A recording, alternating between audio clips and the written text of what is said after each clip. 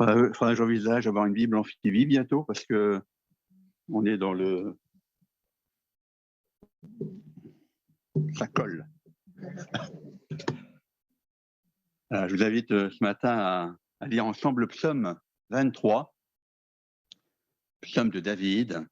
Alors, il n'apparaît pas à l'écran, mais c'est un tout petit psaume que peut-être certains d'entre nous connaissent par cœur et que je vais lire. Psaume de David. L'Éternel est mon berger. Je ne manquerai de rien. Il me fait prendre du repos dans des pâturages bien verts. Il me dirige près d'une eau paisible. Il me redonne des forces. Il me redonne des forces. Ou encore d'autres versions, il restaure mon âme. Alors, je sais pas, et là, tu veux nous distraire, Josué? Ah non, il faut rester sur la première diapo. Je te ferai signe quand on passera là. Merci. Oui, donc il me redonne des forces. Et donc, dans d'autres versions, il restaure mon âme, ou encore, il restaure ma vie. Il me conduit dans les sentiers de la justice à cause de son nom. Et même quand je marche dans la sombre vallée de la mort, je ne redoute aucun mal, car tu es avec moi. Ta conduite et ton appui, voilà ce qui me réconforte. Alors, si on est plus habitué à d'anciennes versions, c'est ta houlette et ton bâton qui me rassurent. Alors, c'est vrai que la houlette, c'est ce qui permet de conduire et le bâton, c'est ce qui permet de s'appuyer. Mais on perd sans doute quelque chose quand on parle simplement de la conduite et de l'appui. Je trouve que la houlette et le bâton, c'est plus parlant, même s'il a fallu que j'attende d'ouvrir une Bible pour découvrir le mot houlette. Parce que moi, dans ma campagne flamande, il n'y a pas beaucoup de moutons. Il y a des vaches, il n'y a pas beaucoup de bergers non plus. Et donc la houlette, bon, ça ne me parlait pas. Tu dresses une table devant moi, en face de mes adversaires. Tu verses de l'huile sur ma tête et tu fais déborder ma coupe. Oui, le bonheur et la grâce m'accompagneront tous les jours de ma vie et je reviendrai ou j'habiterai dans la maison de l'Éternel jusqu'à la fin de mes jours. L'Éternel est mon berger. Ce psaume 23, c'est l'un des plus beaux psaumes. Bon, non pas que les uns ne soient pas beaux non plus, mais je pense que c'est vraiment l'un des plus beaux psaumes, en tout cas le plus connu, l'un des plus connus. Tellement connu d'ailleurs qu'on peut avoir tendance à le lire un peu trop vite, un peu comme le Notre Père, hein, où en fait, voilà, on le connaît tellement que finalement on en oublie peut-être la substance, la profondeur. Un texte plein de poésie, de métaphores, les vertes prairies, la houlette et le bâton, la vallée de l'ombre de la mort, des métaphores, des images dont il nous faut saisir la signification spirituelle. Parce que si la houlette ne nous parle pas, c'est perdu. Et les explications qu'on peut y apporter après ne suffiront pas. Cette idée de Dieu berger est arrivée, dit-on, dans l'histoire d'Israël, à un moment bien précis, au moment de l'Exode à Babylone. C'en était fini de la pratique du culte au temple de Jérusalem, fini les rassemblements et les sacrifices au temple, puisqu'évidemment, ils étaient sur les bords de l'Euphrate, à Babylone, déportés, là-bas, loin, loin du temple, loin, loin de Jérusalem. Alors, loin de la terre d'Israël, loin de la terre promise, ces circonstances historiques ont amené les croyants, les Juifs, à repenser leur rapport à Dieu.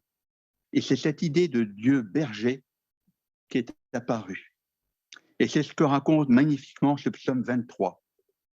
Et bien plus tard, Jésus lui-même n'hésitera pas à se dire lui aussi être le bon berger.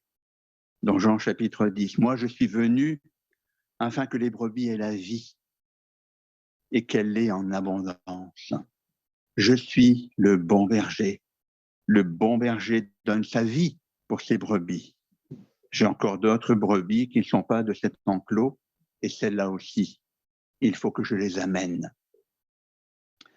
Alors ce psaume devait certainement répondre à des circonstances particulières, mais par sa beauté, sa grandeur, sa profondeur, ce texte est devenu une prière, une louange universelle. Quel chrétien n'a pas fait monter cette prière vers Dieu un jour ou l'autre, et souvent peut-être à un moment particulier de son existence? L'Éternel est mon berger, je ne manquerai de rien. Et donc, c'est la première diapo, ou la diapo suivante. Ce psaume exprime une confiance absolue en Dieu. Il s'ouvre sur une confession de foi.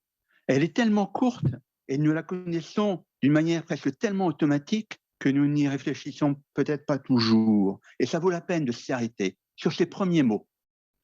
Ces premiers mots, cette ouverture, on pourrait dire, de ce psaume. L'Éternel est mon berger, je ne manquerai de rien. Ça me fait penser à cette parole de l'apôtre Paul aux Colossiens et à nous ce matin, où vous avez tout pleinement en Christ. L'Éternel est mon berger, je ne manquerai de rien. Vous avez tout pleinement en Christ. C'est une confession de foi qui est intemporelle. Elle n'est pas marquée par les difficultés ou les aléas de la vie. Elle peut et elle doit demeurer notre confession de foi à tous les instants de l'histoire, de nos vies. Et pas seulement dans les moments difficiles, pas seulement lorsque notre compte en banque est vide ou notre réfrigérateur. L'Éternel est mon berger, je ne manquerai de rien. C'est une confession de foi dans laquelle le croyant confesse, en quelque sorte, sa confiance absolue en Dieu. Et j'aime bien faire remarquer que ce verset, c'est le premier, en dépit de tout. Voilà, c'est d'emblée, d'entrée de jeu, le psalmiste confesse que le Seigneur, en lui, il ne lui manquera de rien. Alors vous allez me dire, la confiance en Dieu, c'est pas simple, parce que souvent, malheureusement, arrivent dans la vie des accidents qui peuvent ébranler cette confiance. Même si bien sûr, ces accidents n'ont rien à voir avec Dieu, mais il n'empêche que psychologiquement, ils peuvent ébranler cette confiance que nous pouvons avoir. Et c'est vrai que lorsque nous sentons forts, en plein succès, professionnel ou autre, en pleine santé, c'est assez facile de dire que nous avons confiance en Dieu. Mais lorsque l'avenir est incertain, lorsque l'horizon s'obscurcit, lorsque le sol semble se dérober sous nos pieds, là c'est autre chose. Et c'est justement à ce moment-là qu'il faut se souvenir du début du psaume 23. L'Éternel est mon berger, je ne manquerai de rien. La confiance, elle nous permet de ne pas nous laisser envahir et étouffer par nos soucis. Jésus nous a prévenus de nous méfier de nos soucis, parce qu'ils peuvent nous dérouter au sens littéral du mot, nous faire quitter la route. Ils peuvent obscurcir toute notre conscience de nous-mêmes et du monde dans lequel nous vivons. Ils peuvent falsifier, ils peuvent brouiller notre relation avec les autres. Alors il ne faut pas nous laisser envahir par les soucis comme les épines qui envahissent la parole dans la parabole du semeur et des 4 terrains. Bien sûr que nous avons des soucis. Et nous sommes nombreux ici à avoir des soucis. Et tout à l'heure, on a prié aussi pour ceux et celles qui sont en souci. Oui, nous avons des soucis, pour certains de gros soucis, mais la seule manière de lutter contre, c'est de le regarder en face et d'avoir confiance en Dieu. Et j'ajouterais peut-être aussi qu'il nous faut avoir confiance en nous. La confiance en soi n'est pas à opposer à la confiance en Dieu. Le contraire de la confiance, c'est la méfiance, la défiance. Et à ma connaissance, et si vous n'êtes pas d'accord, vous venez me voir et puis on en rediscute, mais à ma connaissance, dans la parole de Dieu, le Seigneur n'oppose pas la confiance en soi à la confiance en lui. Si l'Éternel est mon berger, je suis assuré de sa présence et je peux aller de l'avant. Parce que, comme le disait saint Augustin, Dieu donne ce qu'il ordonne. Alors, en confiance, et comme le dit l'Ecclésiaste, tout ce que ta main trouve à faire, fais-le. En revanche, méfie-toi de l'assoupissement, parce qu'un peu croiser les mains, un peu dormir, et la pauvreté te surprendra comme un rôdeur, et la disette comme un homme en armes. La Bible fourmille d'exemples d'hommes et de femmes qui manquent de confiance en soi. Alors le Seigneur leur rappelle qu'il est avec eux et qu'il les conduit comme un berger. C'est le prophète Jérémie. « Ah, Seigneur éternel, je ne sais pas parler, car je suis trop jeune. » Et le Seigneur lui répond, « Ne dis pas que tu es trop jeune. Tu iras trouver tous ceux vers qui je t'enverrai. » Le Seigneur ne dit pas qu'il va parler à sa place. Il lui dit, « Non, je t'envoie et je suis avec toi. » Ou Gédéon. Vous savez, Gédéon, « Seigneur, je suis le plus petit, dit-il. » Et Dieu lui dit, il ne dit pas qu'il va le faire grandir, il lui dit, va avec la force que tu as. Et ça, j'aime bien, va avec la force que tu as. Et on pourrait dire, ce matin, le Seigneur nous dit, va avec les dons que je t'ai donnés.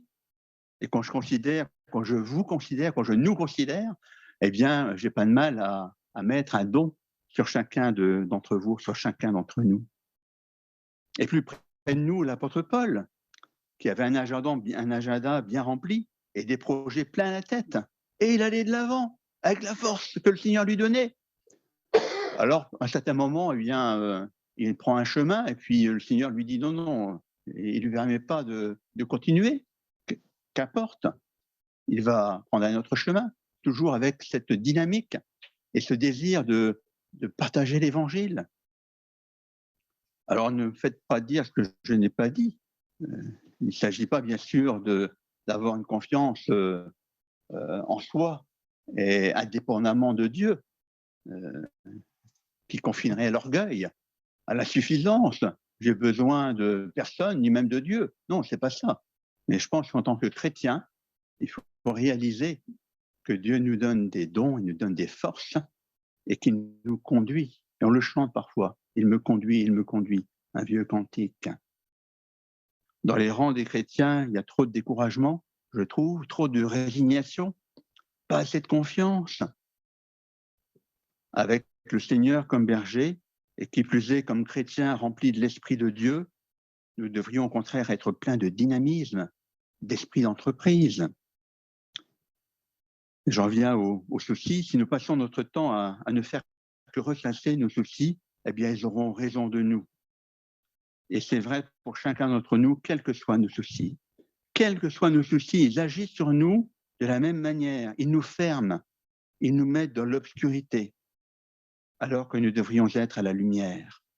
Ils nous recroquevillent sur nous-mêmes. Ils atrophient nos vies. Ils nous limitent dans nos existences. Et il faut y faire attention. Et voilà donc comment ce psaume s'ouvre et comment il nous parle déjà lorsqu'il dit tout simplement « L'Éternel est mon berger, je ne manquerai de rien ». Et j'aime bien cette image parce que justement, on peut imaginer que la main qui tient le fil, c'est le Seigneur, peut-être. Et puis voilà, on est sur le fil. Mais on n'est pas complètement inerte. On n'est pas resté à l'autre bout, cramponné au poteau, à l'autre bout du fil. On y va, on marche. Puis on essaie de... Voilà, il y a le balancier, on essaie de maintenir l'équilibre, n'est-ce pas? On n'est pas complètement inerte. Et donc, le deuxième point que je voudrais évoquer, c'est la diapo suivante. Après la confiance absolument en Dieu, c'est une conduite juste. Cette relation et cette confiance en Dieu, ce n'est pas simplement une croyance, ça n'a même rien à voir avec une croyance, c'est une relation qui va avoir un effet pratique sur notre existence, sur nos vies, sur nos journées. Le psalmiste C'est pour cela qu'il dit que dans cette confiance en Dieu qui le fait paître dans de verts pâturages, eh bien, ceci le conduit dans les sentiers de la justice. Qu'est-ce que vient faire la justice ici? Et il précise à cause de ton nom. Qu'est-ce que c'est que la justice? Qu'est-ce que c'est qu'une vie juste devant Dieu? Je propose que c'est une vie qui est ajustée à la volonté de Dieu, à son amour. Tout à l'heure, ça m'a fait tilt, Jean a parlé d'une juste manière de vivre. Je pense que c'est ça, les sentiers de la justice. C'est une juste manière de vivre. Pas par rapport à la justice des hommes. Hein, on représente souvent la justice avec ce balancier, hein, mais une justice conforme à la volonté de Dieu, à l'amour de Dieu. Et pour vivre cette existence dans la rectitude, dans la justice, pour marcher dans les sentiers de la justice, l'Éternel utilise un petit instrument pour nous rappeler de temps en temps qu'il faut se remettre dans le droit chemin. Ce bel instrument, c'est la houlette, la fameuse houlette. Cette canne qui permet au berger, sans se baisser, d'écarter un caillou, de le jeter à côté de la brebis qui s'écarte du troupeau, et automatiquement la brebis se remet dans le troupeau. Elle permet également au berger de saisir la patte arrière d'une brebis pour la ramener dans le troupeau, ou encore de l'amener à lui. J'ai regardé sur Google pour essayer de voir à quoi ça ressemblait, une houlette. Alors, il y a toutes les sortes, et puis vous pouvez en acheter si vous voulez. Hein, voilà.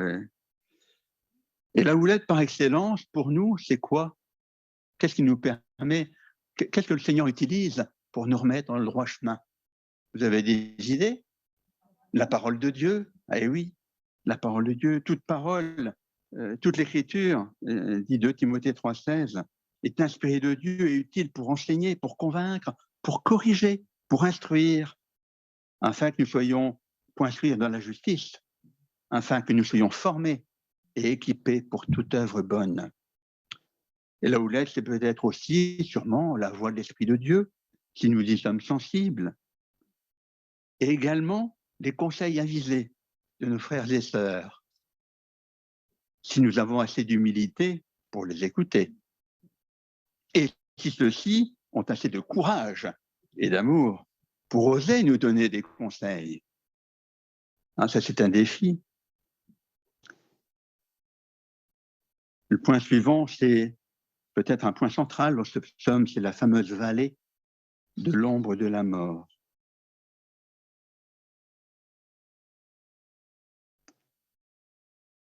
Cette confiance en Dieu, elle nous libère de l'angoisse de la mort. Le psalmiste nous dit que cette vision juste de la vie aussi, c'est ce sentier droit sur lequel le Seigneur nous tient en confiance, sous la protection, sous la direction du bon berger.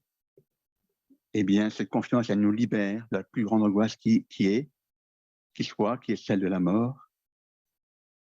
Ce psaume n'est pas très long et il y a cette phrase extraordinaire: quand je marche dans la vallée de l'ombre de la mort, je ne crains aucun mal, car tu es avec moi.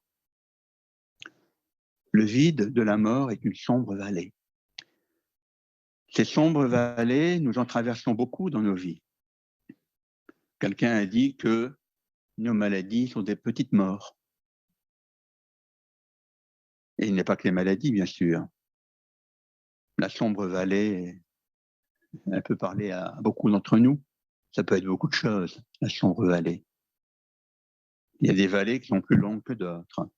Mais dans la foi et dans l'amour, la voix de celui qui nous aime jusqu'au bout nous attire vers de meilleurs ailleurs. C'est Raymond, à un certain moment, qui disait ça.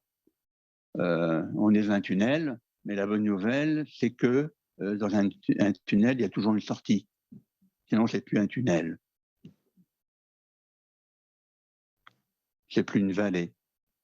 Et on a cette confession, cette promesse aussi pour nous, que dans ces vallées, dans ces sombres vallées, le Seigneur est là.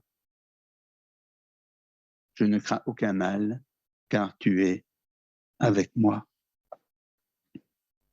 C'est cette confession, cette confiance absolue en Dieu et cette vie dans la justice qui nous libère de l'angoisse de la mort, de l'angoisse de notre finitude et qui nous rend la plénitude de nos existences. Une plénitude qui nous permet de dire au bout du chemin, tout est accompli. Ou comme, comment s'appelait-il déjà dans le Nouveau Testament, Siméon, laisse maintenant ton serviteur partir en paix.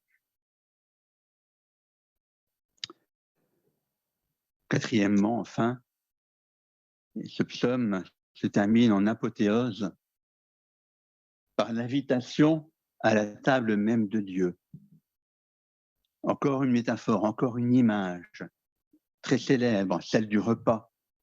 L'invitation, il dresse devant moi une table, il met le couvert en face de mes adversaires, il oint d'huile ma tête, il verse de l'huile parfumée sur ma tête, comme on le faisait à l'époque pour un invité de marque. Et ma coupe déborde. Oui, j'habiterai dans la maison de l'Éternel jusqu'à la fin de mes jours. Dans l'Ancien Testament, le sommet de la relation à Dieu, c'est le partage d'un repas. Les sacrifices en Israël au temple n'avaient rien à voir avec les sacrifices païens. Israël avait transformé de façon complète les sacrifices en une invitation de Dieu à partager avec lui un repas. Et c'est pour ça que le psaume se termine par cette image du partage et du repas. Un repas qui signifie tout simplement que l'on partage avec Dieu, ou plutôt que lui partage avec nous la vie, ce qui est nécessaire à la vie. Et Jésus dira aussi plus tard qu'il est d'une nourriture. Hein. L'homme ne vivra pas de pain seulement, et de toute parole qui sortira de la bouche de Dieu. Dieu nous donne la vie, il nous donne tout ce qui est nécessaire à la vie. Il nous restaure. Il restaure nos âmes, il restaure nos vies. Il n'y a plus de temple, il n'y a plus de lieu où la présence de Dieu résiderait symboliquement. Ou s'il y en a un, ce ne peut être que nos corps, nos vies, nos foyers. Et c'est ce que dit ce psaume. C'est extraordinaire, une vie qui devient le sanctuaire, le temple, le lieu de résidence de Dieu. On avait coutume, ça se voit un peu moins maintenant dans beaucoup de maisons, d'avoir à l'entrée une confession disant voilà, ici se trouve la présence, enfin ici c'est notre sanctuaire, ou voilà. Ah, oui, voilà, répète-le plus fort. Voilà, Dieu est l'hôte de cette maison. Oui, le bonheur et la grâce m'accompagneront tous les jours de ma vie et j'habiterai dans la maison de l'Éternel jusqu'à la fin de mes jours. Jusqu'à la fin de mes jours, pas à la fin de mes jours, hein, parce que le salut, la vie avec Dieu, c'est aujourd'hui et maintenant, jusque dans l'éternité. J'habiterai dans la maison de l'Éternel jusqu'à la fin de mes jours. Ça ne veut pas dire que je vais aller m'enfermer dans l'église et ne plus en sortir. Ça veut dire que ma maison, ça veut dire que ma vie va devenir l'église jusqu'à la fin. Vous êtes le temple. Nous sommes le temple de Dieu, nous dit la parole. Voilà donc, et pour conclure en quelques mots, le cheminement spirituel de ce psaume. Diapo suivante. Si on suit ce cheminement de ce psaume, le cheminement spirituel, l'ouverture, la confession de foi, une confiance absolue en Dieu, qui lui aussi nous fait confiance. Deuxièmement, la marche dans la justice, dans des actes qui sont justes, ajustés à Dieu. Ou comme disait Jean tout à l'heure, une vie, j'ai oublié, comment tu as dit ça tout à l'heure? Une juste manière de vivre. Voilà, une juste manière de vivre. Troisièmement, la libération de l'angoisse de la mort ou de l'angoisse dans les sombres vallées. Et en apothéose, l'invitation à la table même de Dieu. Celui qui m'aime, celui qui écoute ma parole, bien je mangerai avec lui, j'entrerai chez lui et je souperai avec lui. Voilà la richesse de ce psaume que nous lisons parfois trop vite et dont il nous faut vraiment redécouvrir toute la richesse.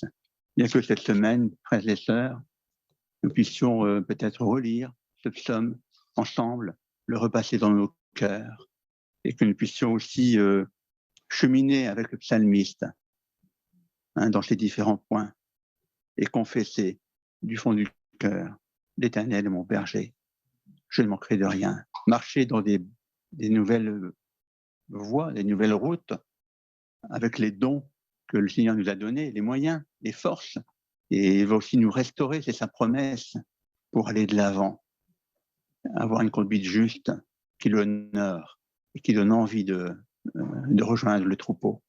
Amen.